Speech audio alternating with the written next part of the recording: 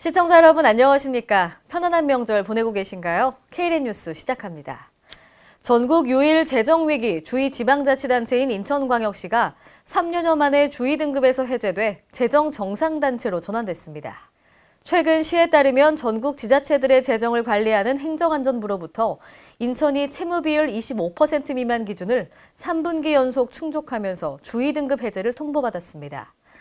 올해부터 매년 약 3천억 원가량의 부채를 줄여 올해 시 채무 비율을 20.5%로 떨어뜨리고 오는 2022년 11.1%까지 낮춘다는 계획입니다. 6.13 지방선거를 앞두고 있는 가운데 지난 13일 예비후보 등록이 시작됐습니다. 시도지사와 교육감 선거가 예비후보 등록과 함께 본격적인 레이스가 시작됐습니다. 자세한 소식 김경모 기자입니다. 광역단체장과 교육감 예비후보자 등록이 13일 시작되면서 6.13 지방선거의 막이 올랐습니다. 예비후보자로 등록하면 선거사무소 설치와 선거운동용 명함 배부가 가능해집니다.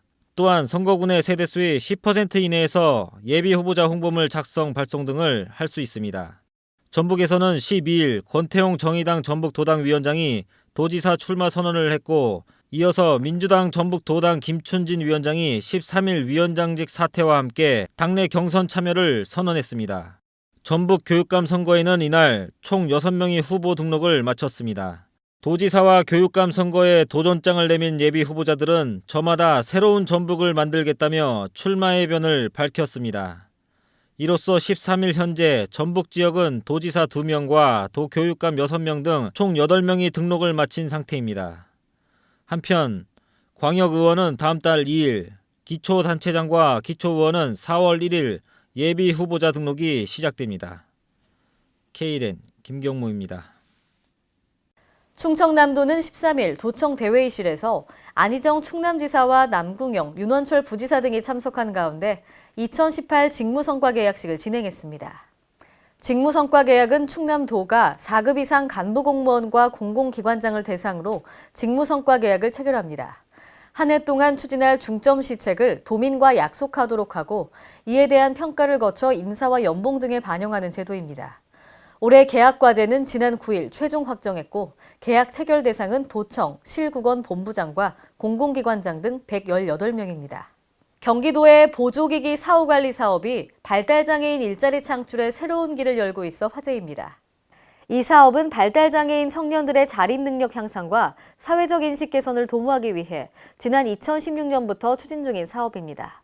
도는 이 사업을 통해 발달장애인 37명을 대상으로 직업훈련 과정을 실시했습니다. 지난해 5월에는 2명의 교육생이 서울대병원의 보조기기 사후관리사로서 당당히 취업하는 성과를 거뒀습니다. 이 같은 성과에는 보조기기 사후관리 사업이 발달장애 청년들에게 맞는 직무개발과 맞춤형 지원이 뒷받침됐다고 도는 설명했습니다. 국내 100대 명산 중 하나인 전북 고창의 선운산 도립공원이 휴양공간으로 바뀝니다. 가을에는 꽃무릇으로 유명한데요. 국민영화 캠핑장 조성 사업 등 관광객들의 편의를 위해 새롭게 조성할 계획입니다. 보도에 홍재희 기자입니다. 전북 고창군은 국내 100대 명산 중 하나인 선운산 도립공원을 차별화된 휴양 공간으로 탈바꿈을 꾀합니다. 이를 위해 고창군은 자연생태관광지인 선운산 도립공원에 국민여가 캠핑장 조성 사업을 추진해 체류형 관광객을 유치하고 중천재 관찰 탐방로 복원과 선운산 주요 봉우리에 정상석을 설치키로 했습니다. 국민여가 캠핑장 조성 사업은 사업비 20억 원을 들여 올해 2019년까지 캠핑장 50면, 화장실 1개소, 취사장 관리동 등 주요 시설과 체육시설 등을 갖춥니다. 이 사업은 천혜의 여건인 선운산과 어우러진 힐링 공간을 조성하기 위한 것으로 오는 5월까지 행정 절차를 마무리하고 6월부터 본격 착공에 들어갈 계획입니다. 서남권 최고의 자연생태 관광지인 선운산 도립공원 내에 차별화된 휴양 공간을 조성하여 체류형 관광객을 유치하고 관광 수입 증대와 지역 경제 활성화에 기여할 수 있도록 하겠습니다. 이와 함께 5억 원을 들여 올해 말까지 캠핑장 인근에 방치되어 있는 중천재 가시 연꽃 군락지를 복원하게 됩니다. 고창군은 군락지 복원과 중천재 주변 관찰로 0.4km, 쉼터 2개소를 조성하고 생태숲 수목 보완식재 및 꽃무릇 군락지 보호시설 설치 등 편의시설을 확충해 생태경관 개선은 물론 캠핑장을 이용하는 관광객들에게 볼거리를 제공할 계획입니다.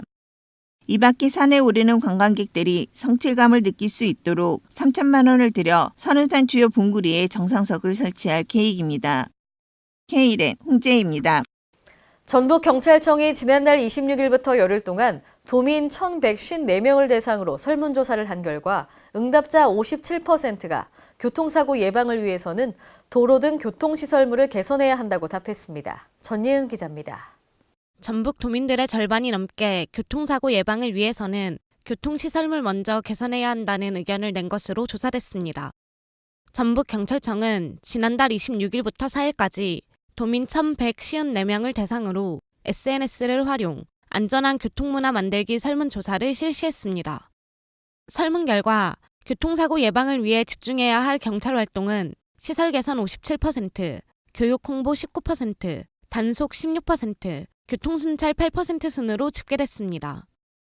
또한 사고 예방을 위해 강화해야 할 교통단속은 음주단속 43%, 보행자 보호 26%, 신호위반 24% 순이었습니다.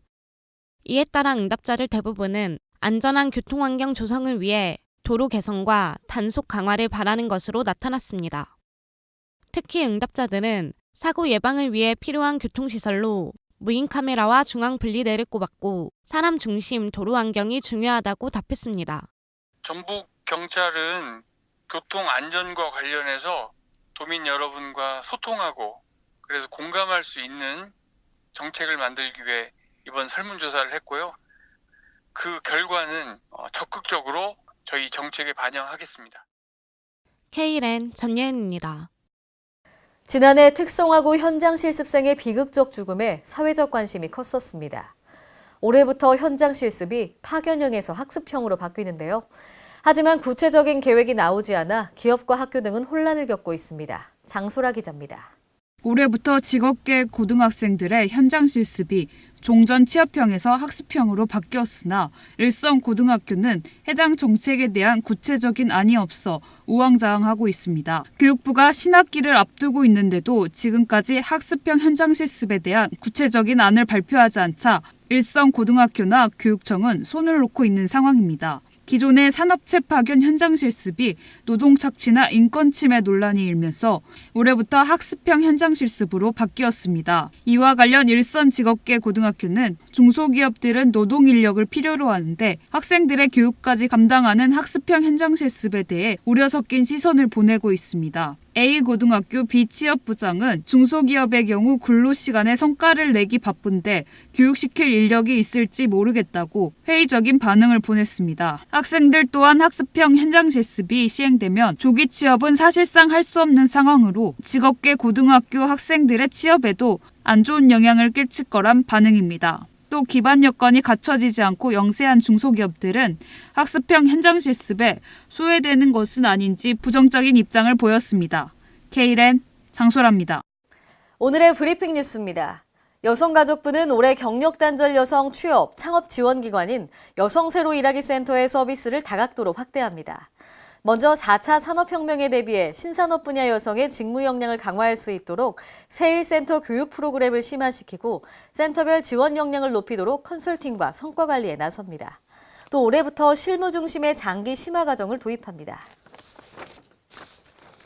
행정안전부와 행정개혁시민연합은 오는 28일까지 정보공개 포털과 행정안전부 누리집을 통해 정보공개 옴부즈맨을 모집합니다. 여기에 선정되면 정보공개에 관한 국민들의 고충을 조사하고 다양한 의견과 현장의 모습을 전달하는 방식으로 정책 개선에 참여합니다. 또 정보공개 제도에 대해 널리 알리는 홍보 활동도 참여하게 됩니다. 울산광역시가 기술은 있으나 자금과 해외판로 확보가 어려운 중소, 중견기업을 대상으로 자금력과 판매망을 갖춘 글로벌 기업과 투자 수요를 연결시켜주는 사업을 추진합니다.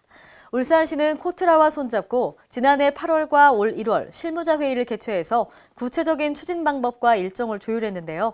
오는 3월 말까지 울산시 관내 중소, 중견기업을 대상으로 참가 희망 기업을 접수하고 접수가 완료되는 4월에서 5월께 지원 대상 기업을 선정하게 됩니다. 이상으로 K랜 뉴스를 마칩니다. 시청해주신 여러분 고맙습니다.